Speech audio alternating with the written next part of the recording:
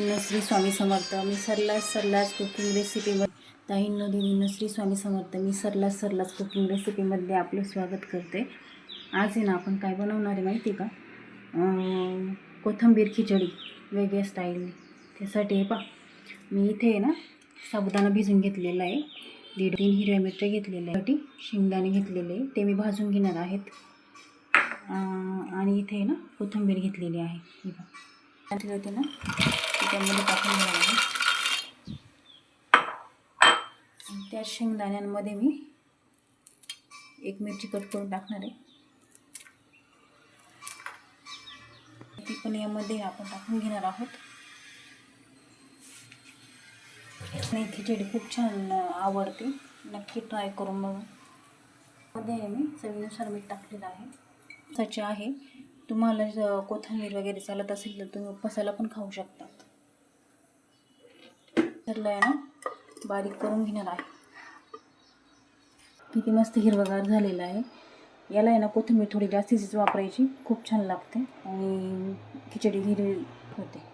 अजून कोथिंबीर घेऊन आहे ना ती स्वच्छ पाण्याने धुवून घेतलेली आहे आणि ती आहे ना आता आपल्याला आहे ना अशी वरतून टाकण्यासाठी कट करून घ्यायची. अशी बारीक कट करून घ्यायची. कढई ठेवलेली आहे, ती तापलेली आता मी तूप टाकून घेणार आहे. शकता यामध्ये आहे ना मी बटाटा नाही टाकणार आहे, कारण की बटाट्याने खिचडी आहे ना चिकट होते, मुलांना आवडत नाही, म्हणून तुम्ही टाकू शकता तुम्हाला आवडत असेल तर. आता आहे मी कढई तूप गरम झालेली, त्यामध्ये आता मिरची टाकलेली आहे कट करून. आता यामध्ये कोथिंबीर टाकणार आहे. त्यानंतर आपण जे बारीक करून घेतलेलं आहे ना शेंगदाण्याचं ते टाकणार आहोत.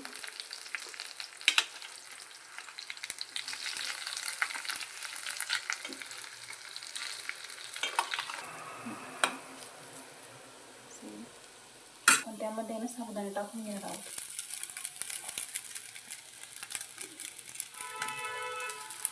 आता आहे ना आपण चांगलं मिक्स करून घेणार आहोत.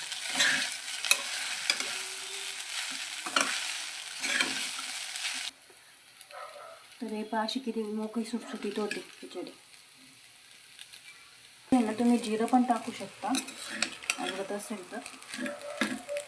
मी यामध्ये ना मीठ टाकून घेतलेलं आहे, त्यामुळे मी आता मीठ नाही टाकणार. आता यावरती आपण आहे ना झाकण ठेवून 5 मिनिटं आहे ना वाफू देऊया. पण काढून घेऊया.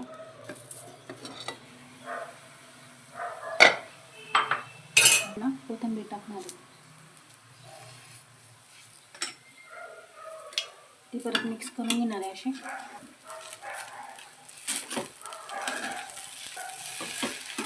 हे पहा अशी इतकी सुटसुटीत होते ना खूप खिचडी का बस. तर अशी आहे आपली हिरवेगार स्पेशल कोथिंबीर खिचडी तयार. नक्की ट्राय करून बघा. तुम्हाला माझी रेसिपी कशी वाटली कमेंट सेक्शनमध्ये नक्की सांगा. रेसिपी आवडली असेल तर व्हिडिओला लाईक करायला विसरू नका आणि सबस्क्राईब करा. तोपर्यंत भेटूया अशाच नवनवीन व्हिडिओमध्ये. Bye bye. नीट घ्या.